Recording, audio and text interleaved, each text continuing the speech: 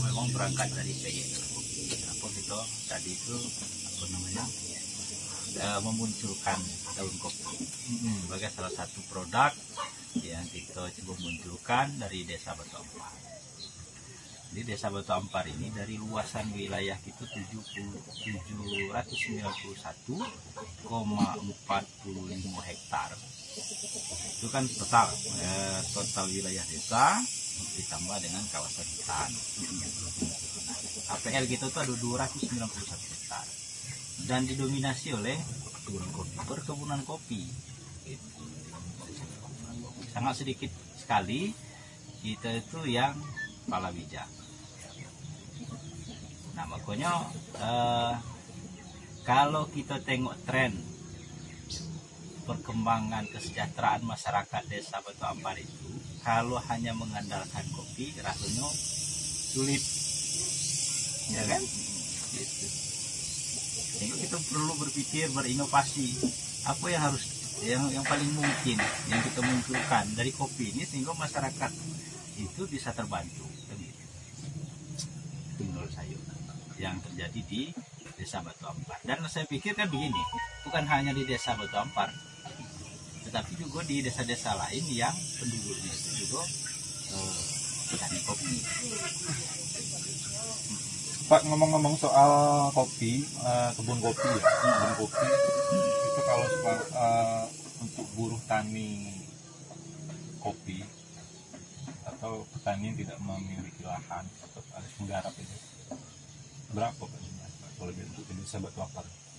Kalau di Desa Batu Ampar itu ada 10% yang tidak memiliki kebun kopi, tapi dia menjadi penggarap. Tapi aktif. Dari total jumlah penduduk kita itu, kalau jiwa kan 685 jiwa yang terdaftar secara administratif. Kalau kepala keluarga kita ada 205. Ada 205 kepala keluarga. Yang khusus warga Batam yang memiliki kopi di Desa Batu Ampar? Ya, seluruhnya itu menjadi petani kopi kan. Ayo, Iya. hampir seluruhnya punya memiliki kebun kopi, mengelola perkebunan kopi.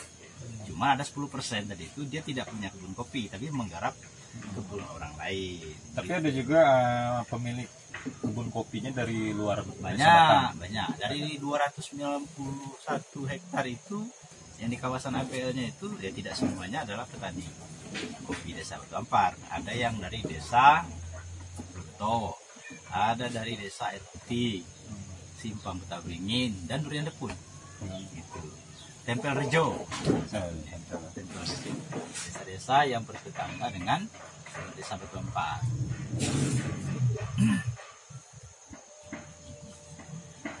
Nah, cuma saya memang tidak tahu seperti apa. Mungkin seperti Bung Ari kan, selaku pelaku media ya di tingkat kabupaten, mungkin bisa memantau perkembangan petani kopi di tempat lain selain di Desa Batu Ampar. Mungkin dari anggaran, mungkin Bung Ari mungkin ada informasi soal itu. Anggaran untuk petani kopi itu seperti apa kalau di APBD, kira begitu. Iya. Kalau sepengetahuan aku beberapa tahun ini di hutan Kepayang. Kita katakan luas Kabupaten Kepayang itu sekitar 66.5 hektar. 66,5 hektar gitu. Nah, itu 29,4 hektarnya itu adalah kebun.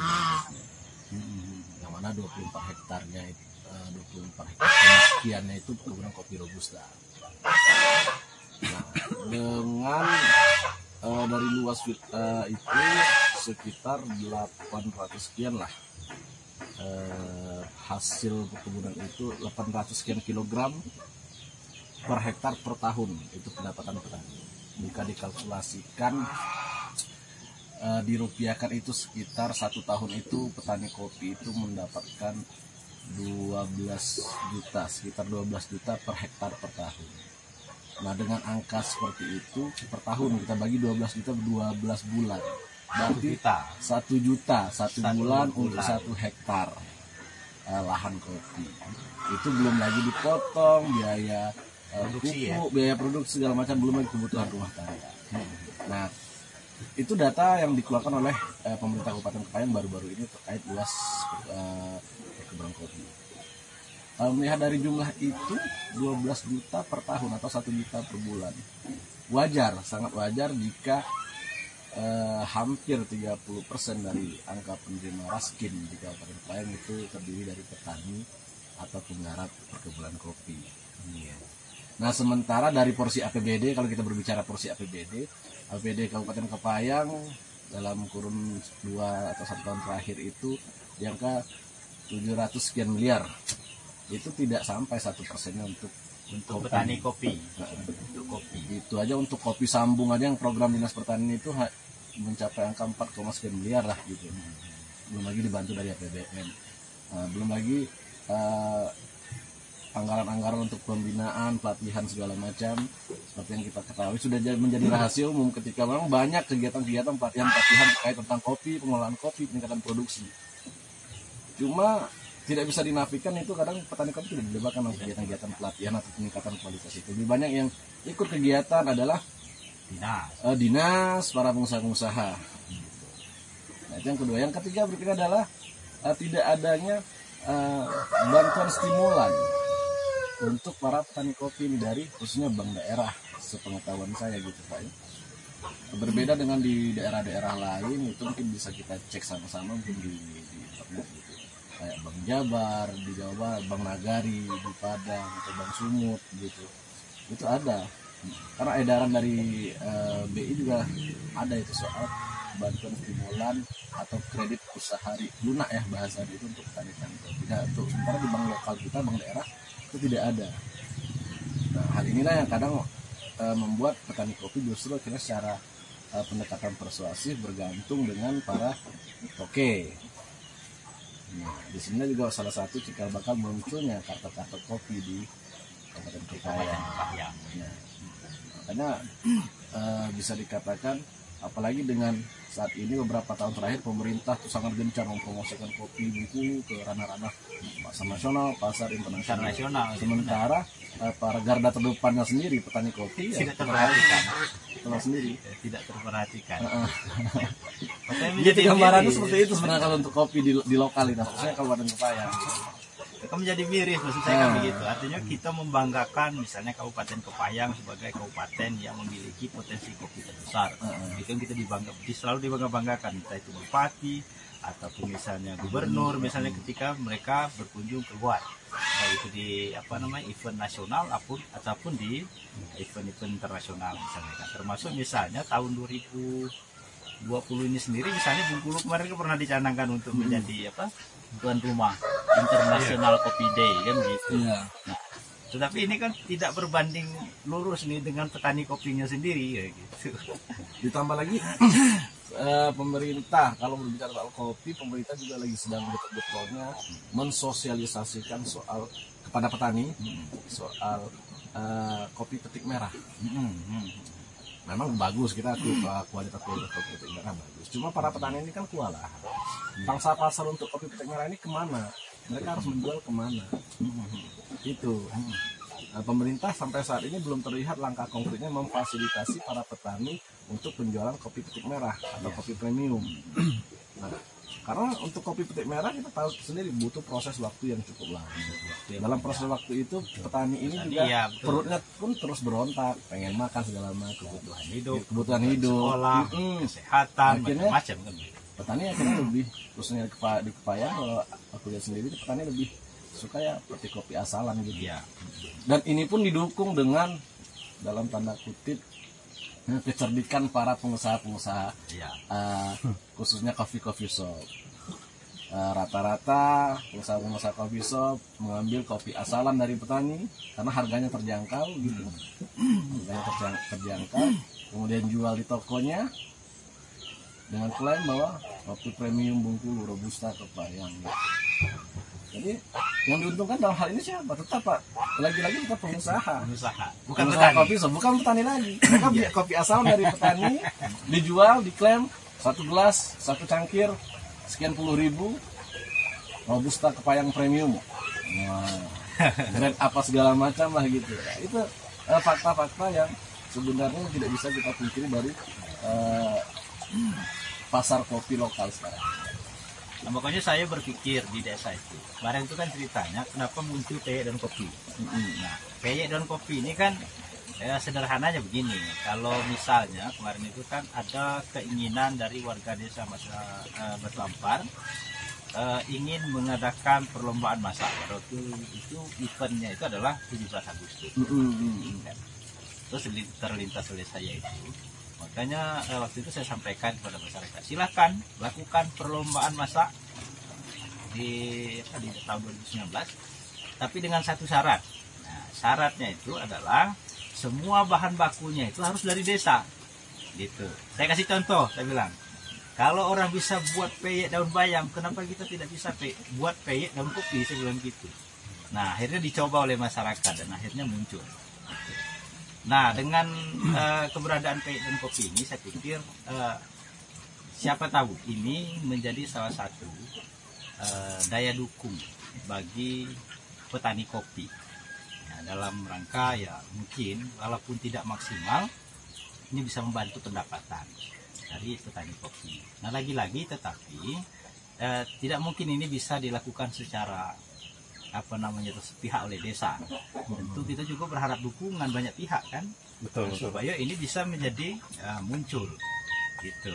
Jadi selain sekedar bubuk kopi, tetapi ada hal lain yang kita juga munculkan dari kopi itu. Nah, karena kan begini, setiap bulan atau setidak-tidaknya 2 bulan sekali petani kopi itu memang harus membuang tunas kopi itu harus dibuang kan gitu. Sebab kalau tidak dibuang tunas liarnya itu atau tunas cacing, maka tunas induk yang dibiarkan itu akan rusak kopi. Oh, gitu. Nah, maka itu daripada dibuang kan alangkah bagusnya ini kita manfaatkan kan gitu. Memang sudah ada sebenarnya kan beberapa orang mungkin di beberapa daerah itu memanfaatkan kopi untuk teh misalnya kan gitu. Iya. Saya pernah baca itu di artikel di internet. Jepang sudah lebih dulu mempopulerkan teh daun kopi. Teh daun kopi. Di situ kandungan daun kopi itu untuk manfaat ataupun khasiat kesehatan sangat luar biasa dibanding teh yang dari sejatinya daun teh. Tapi kan persoalannya kalau di kita di desa, kalau misalnya buat teh daun kopi, itu kalah dengan kopinya sendiri. Misalnya gini nih, itu kalah karena ada hal yang sudah memang budaya di masyarakat kita kan gitu. Daripada ngeteh daun kopi, mendingan minum kopinya nih kan gitu. Iya, betul. Itu pasti itu. Artinya kalau beda dengan kondisi di tempat lain, misalnya Jepang atau memang daerah-daerah kota-kota besar yang memang tidak memiliki pohon kopi, akses terhadap buah kopinya itu sulit. Sangat mungkin untuk mereka misalnya mengembangkan teh daun kopinya itu yang muncul. Menarik ya Pak, bahas-bahas kopi ini. Nah, makanya saya berpikir ke depan memang harus didorong bagaimana ya kalau bisa ini Bung Hari misalnya kan banyak sentuhan ini kan dengan para pihak pengambil kebijakan itu kan entah di DPR atau apa, mungkin bisa juga disampaikan sebenarnya itu terkait dengan bagaimana mendorong ya paling tidak daya dukung pemerintah itu akan kelihatan dari jumlah anggaran untuk petani kopi misalkan. Apakah itu dalam bentuk subsidi terhadap petani kopinya dalam hal entah itu kesehatan, pendidikan atau apa, ataupun misalnya dalam hal bagaimana dapat meningkatkan kapasitas petaninya misalnya kan begitu kan, atau terhadap akses itu kredit terhadap petani kopi misalnya gitu.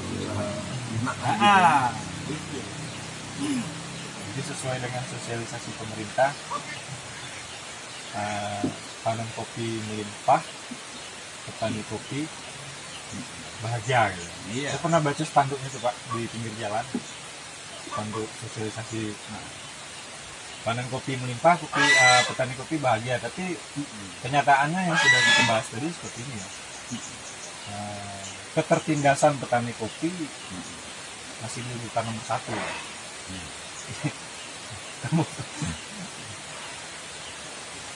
Sangat-sangat menarik Pak. apa ya istilahnya, bicara kopi sudah sampai ke langit, tapi petani kopinya malah masih menjerit gitu. Jadi tidak imbangnya di situ kan. Mungkin juga terkait dengan produk hukum daerah dan perda yang mengatur soal kopi misalnya. Itu masih, kalau saat ini masih dalam pembahasan. Masih dalam pembahasan. Itu memang udah inisiasi yang DPR.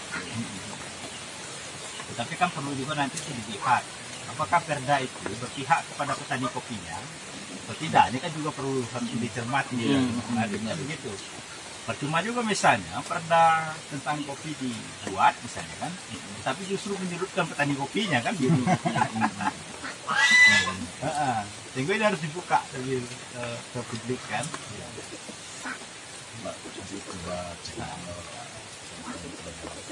Nah, kalau tidak menutup kemungkinan misalnya perda itu ya akan diintervensi misalnya kan. Entah itu pengusaha, entah apa misalnya kan gitu. Anda sangat memungkinkan kan gitu kan. Kita tidak berprasangka buruk, tapi setidaknya ini kan perlu kita cermati. Iya. Ya, tetap inilah istilahnya kan tetap positive thinking dengan pemerintah. Artinya sisi lain dampak produk kopi Kepayang khususnya ataupun secara provinsi Bengkulu, kopi Bengkulu ini sudah go internasional, kita turut bangga kan. Ya, artinya pemerintah juga harus memperhatikan ke petani kopinya, jangan membesar-besarkan apa sebenarnya, jangan cuma memframingkan wah kopi Bengkulu, kopi Kepayang itu bagus ya. Tapi tolong pikirkan petaninya. Tapi jeritan petani kopinya tidak mereka indahkan kan, kacau juga gitu kan ya. Karena ya secara kita ketahui bersama ya apa sebenarnya ngomong tuh, ketua asosiasi pengusaha kopi di Bengkulu ini kan kita sama-sama tahu lah Pak Deddy Husi kan, beliau apa istilahnya, ekspansi ke dari tambang megang kopi gitu. Jadi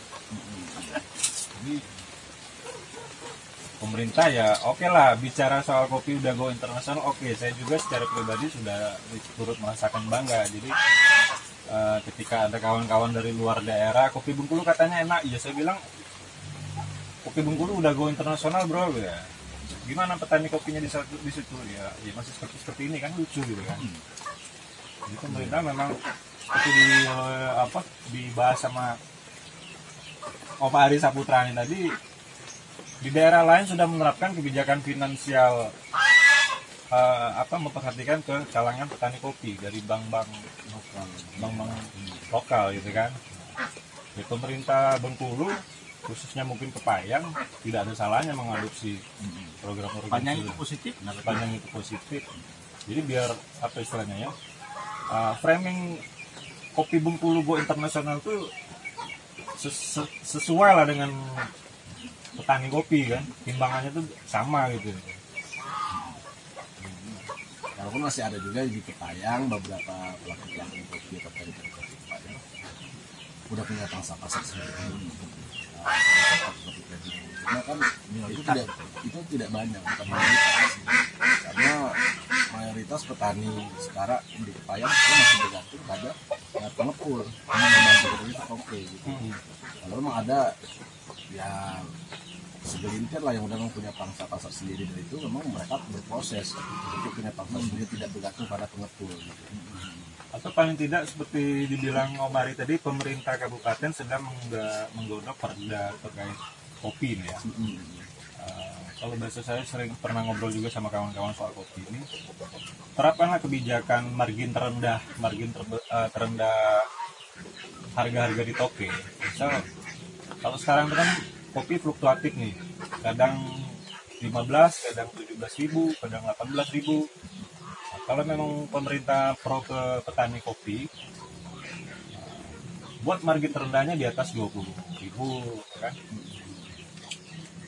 Jadi banyak juga kan, atau 15.000 paling rendah. Jadi jangan sampai harga tuh turun drastis ya. Selain di harga yang juga kita ngomong, yang para petani juga tidak mengetahui pasti berapa harga pasar dulu. Mereka berpaku pada harga mutu. Kendala di petani ini kan juga adalah pada soal cuaca yang hambar. Ya. seperti yang aku katakan tadi, di atas kertas oke. Dari 29.000 sekian hektar gitu, per hektarnya per tahun itu menghasilkan 800 sekian kilogram. Kalau dirupiahkan seperti ya aku bilang tadi 12 juta gitu. Itu di atas kertas. Faktanya beberapa tahun terakhir para petani dalam 1 hektar per tahun paling banter dapat 6 juta. Itu dibagi 500.000 satu bulan. Itu kan salah satu dampaknya itu kan di dampak kemarau dampak di kemarau di 2019. persoalan iklim kan. Persoalan iklim ditambah lagi persoalan hama di akhir tahun itu curah hujan tinggi Iya. berbanding lurus dengan pertumbuhan hama jamur, hama serangga pemakan daun gitu. Nah itu bicara soal keterkaitan tanaman kopi dengan iklim juga perlu diperhatikan serius juga sama pemerintah. Gembar-gembar kopi tapi sumber daya alam atau hutan di Bengkulu makin habis kan sama aja membual juga kan. Sama kalau dianalogikan kan gembar-gembar kopi, tapi petani kopi untuk mengasah pupuk sulit. Iya tak? Iya. Ini udah ngarah ke pupuk lagi nih Om. Iya. Aduh kan. Untuk mengasah pupuk sulit. Iya. Gembar-gembar soal kopi kan banyak kendala yang dialami petani. Yang sebenarnya ini sudah ada komplikasi nih persoalan soal kopi ini sebenarnya di tatanan petani gitu, bukan di tatanan elitnya. Artinya kan memang hari ini ada persoalan dengan petani kopi. Artinya dalam hal bagaimana pemerintah mengintervensi petani kopi.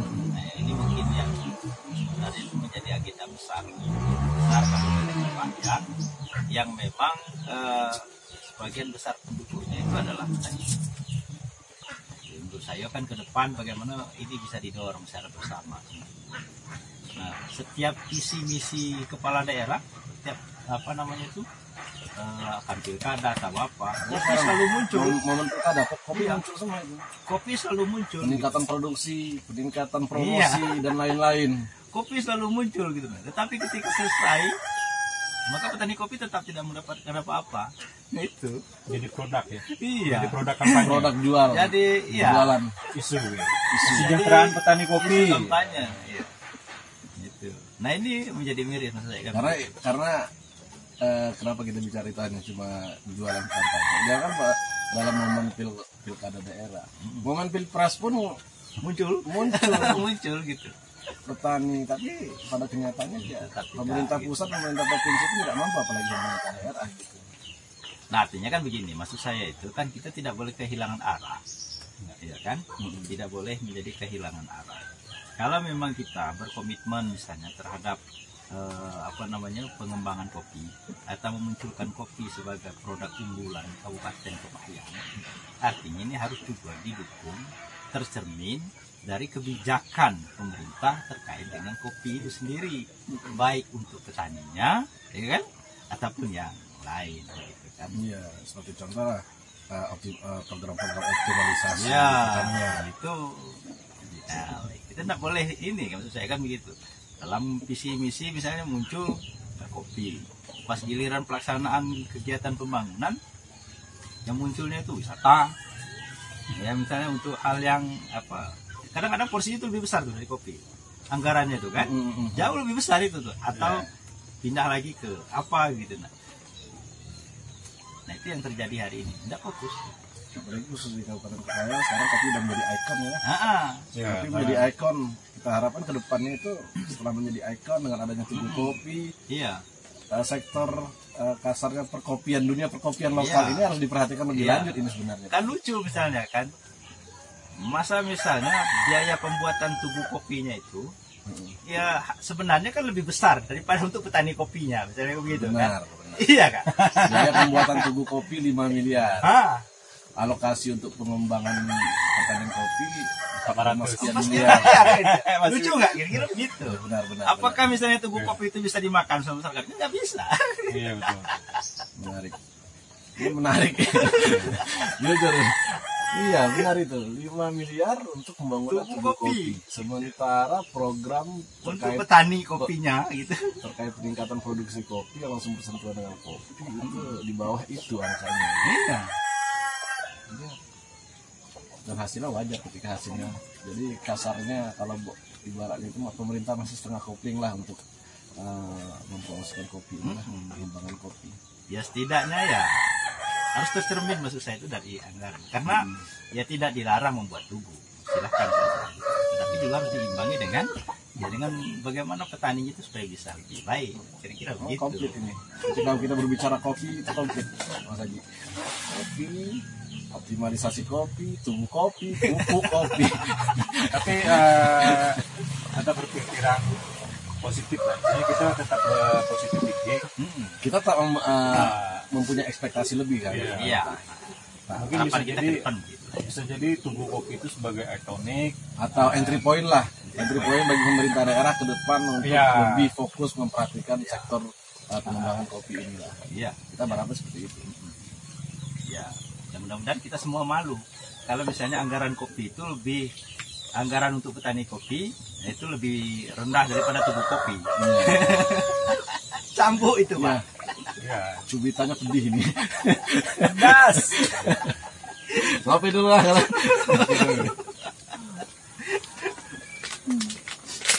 Ya wajar, namanya kan kita obrolan orang kampung lah ya. Iya. Kayak gitu lah. Obrolan orang kampung emang seperti ini. obrolan orang kampung yang tentunya yang harus pro dengan orang kampung Iya, dong. Iya. Ngapain pro dengan orang luar negeri gitu.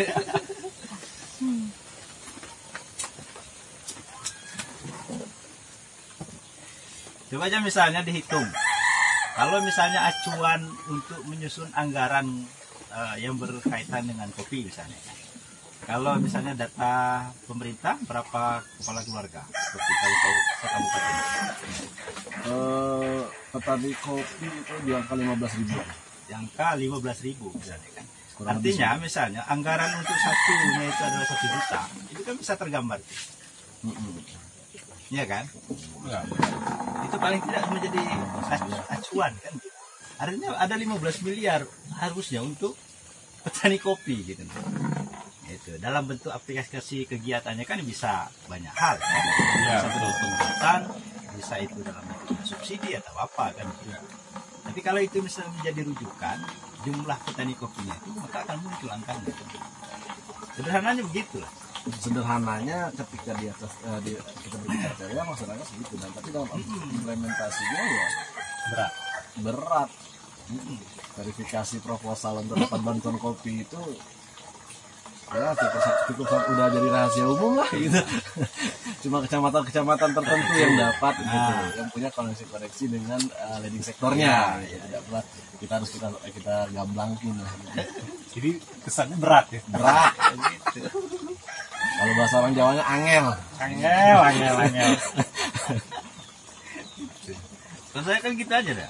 Pokoknya anggaran untuk kopi hitunglah jumlah penduduk ke Kabupaten Kepahyang berapa kepala keluarga yang petani kopi. Ya itu aja presentasinya gitu. Nah, kalau dianggarkan porsinya satu keluarga itu 1 juta, maka itu lagi gambaran yang harusnya itu diposkan untuk petani kopi. Sehingga nanti bisa berimbang dengan tubuh ini maksud saya itu kan gitu. Ya, betul. Iya kan? Menarik. Nama besar petani kopi itu sama besar dengan tubuh Dengan kopi. tubuhnya Ya, itu. itu baru sinkron ya Pak ya. Iya. Cocok. Tapi kalau tubuh kopinya yang besar, petani kopinya di bawah, terus ya angel.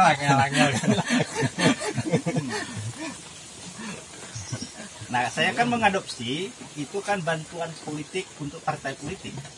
Kan dihitung tuh berapa jumlah suara partai politik dalam hasil pemilu kan. Dan gitu dia ngitung itu. Artinya bantuan untuk partai politik itu sekian. Karena jumlah mata pilihnya kemarin milih partai anu sekian kan gitu. Ya apa salahnya diadopsi petani kopi itu sekian gitu kan. Kita alokasikan sekian gitu. Menarik. Kopi.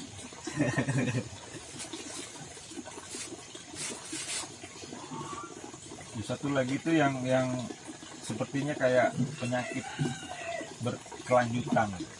Memang pemerintah dalam hal ini dinas dalam hal pendataan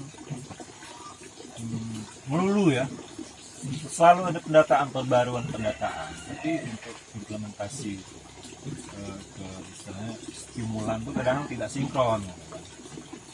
Mungkin yang itu yang juga harus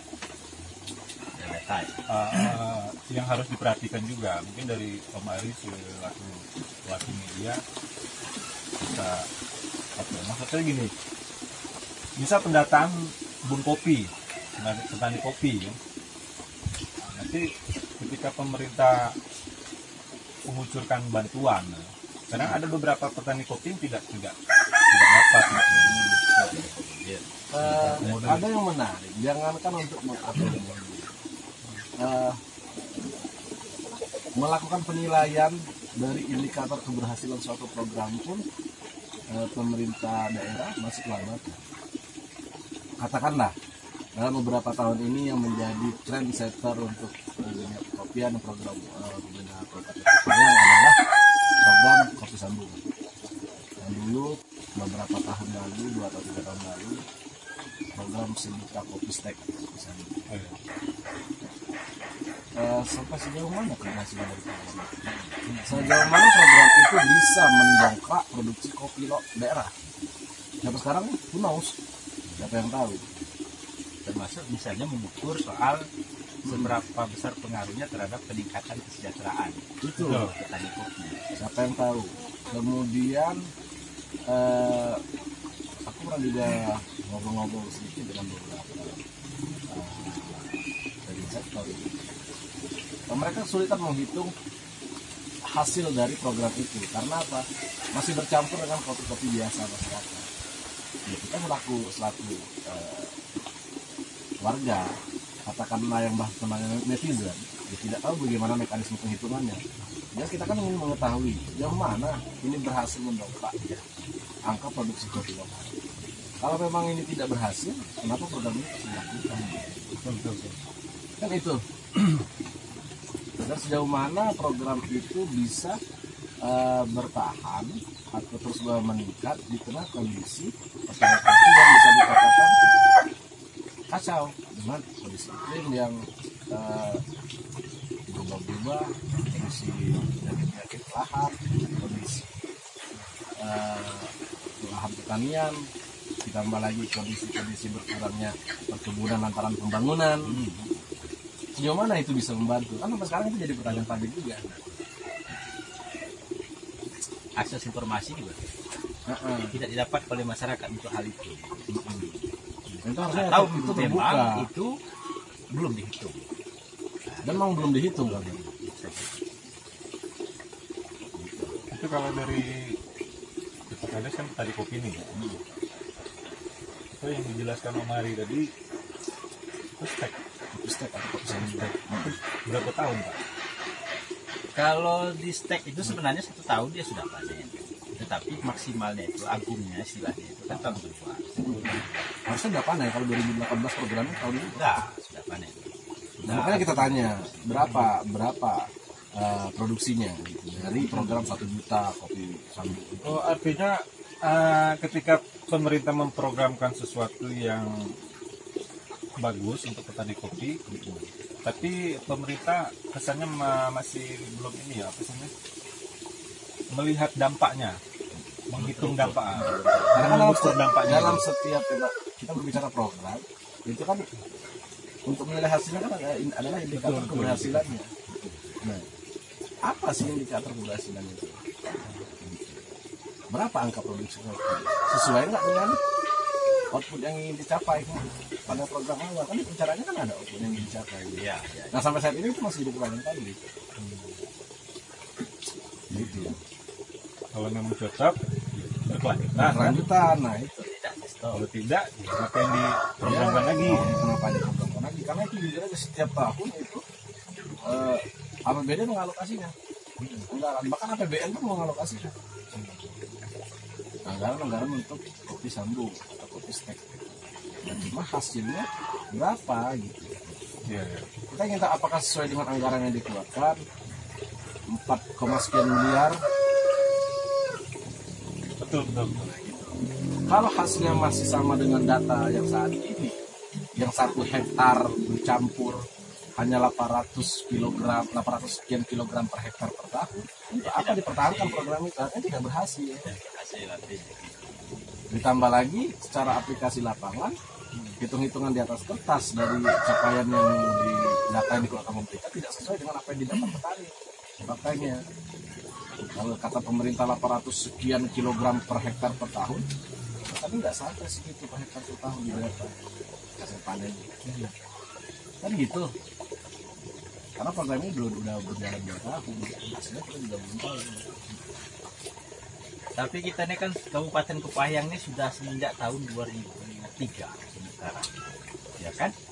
Nah, hari ini kalau kita misalnya mau belajar kopi, itu tetap keluar. Herannya saya begitu juga, Pak. Keluar maksudnya? Ya keluar daerah, Oh, iya kan? Di mana sih misalnya ada demplot miliknya atau milik pemerintah atau siapa, yang tempat kita itu belajar di situ di Kabupaten Kepahyang. Jadi tidak perlu harus DL kan?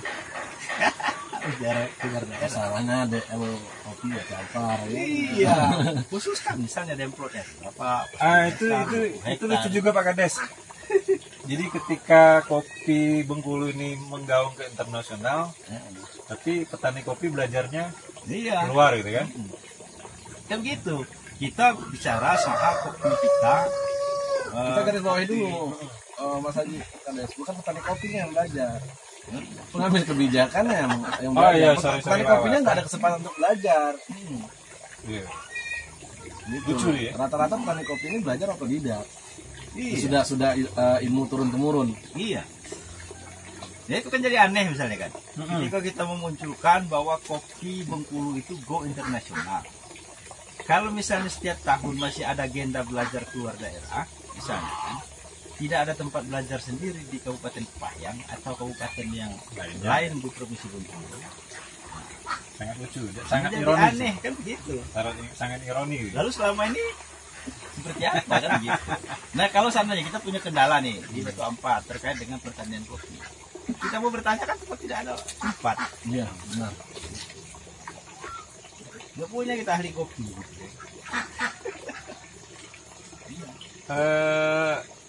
Kalau yang saya pantau juga Pak, menurut kacamata saya pribadi juga ya, diskriminasi masih juga kayaknya masih berlaku gitu. Misal di Payang nih lebih pro ke kopi Sindang Dataran apa ya? Sintaro. Sintaro, Sahasur, di sana. Nah, ketika pemerintah kedatangan tamu dari pusat, misalnya, oh ini kopi bagus nih, kopi Sintaro ya. Kesannya kayak kopi daerah selain daerah yang disebutkan tadi itu kayak nggak berkualitas ya kan, apalagi daerah-daerah yang pinggir ya. Itu saya rasa dibuang lah kayak pola-pola kayak gitu, disamakan lah, diminimalisir. Karena setiap kejadian pameran ataupun expo yang selalu digadang-gandakan yang ini terus, kayak kesannya kopi di daerah Kepahyang selain daerah yang disebutkan tadi itu kayak nggak bagus itu. Jadi maksud saya itu kan begini Bung Ari. Artinya ke depan ketika misalnya memang kopi Bengkulu ini menjadi salah satu unggulan, menjadi produk yang punya nama di level nasional maupun internasional, seharusnya ada orang datang ke sini belajar kopi Bengkulu. Benar. Nah kalau dia belajar itu tentu ada tempat belajar kan begitu. Apalagi tahun lalu baik itu kopi Bengkulu, kopi Kepahyang itu mendapatkan sertifikat GIS. Nah, sertifikat GIS. Geografis Index apa itu namanya? Pokoknya bolehlah carilah di internet kan sertifikat GIS. Sertifikasinya.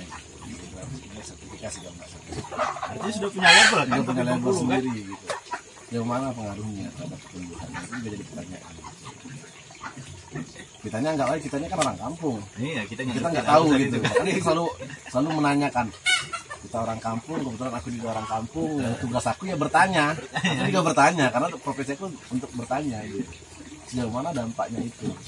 Apalagi kemarin itu Provinsi Bengkulu dapat, Kabupaten Kepahyang dapat, 2 kepala daerah itu muncul. Ya. Bupati dan gubernurnya gitu. yang dapat itu kan. Tapi setiap tahun kita masih DF tadi banding kopi ya kan lucu. Setiap tahun petani kopi menjadi terus. Oh, jadi terus nih. Seperti apa itu? Intinya itu ke depan siapapun, bupati kabupaten Kepahyang ataupun gubernur, siapapun yang terpilih menjadi kepala daerah kita tetap mendukung. Ya. Harapan dengan harapan kita ya untuk sektor-sektor kopi ini menjadi perhatian. perhatian. Pak, kalau di Desa Batan sendiri ada pendataan hasil produksi panen? Kalau secara rinci belum ada, tapi kita kebiasaannya seperti tadi hitungnya tidak jauh beda, 700 sampai 800 per hektar per tahun. Ya kalikan saja misalnya kalau punya 230 jumlah kopi yang keluar dari desa itu apa setiap tahun.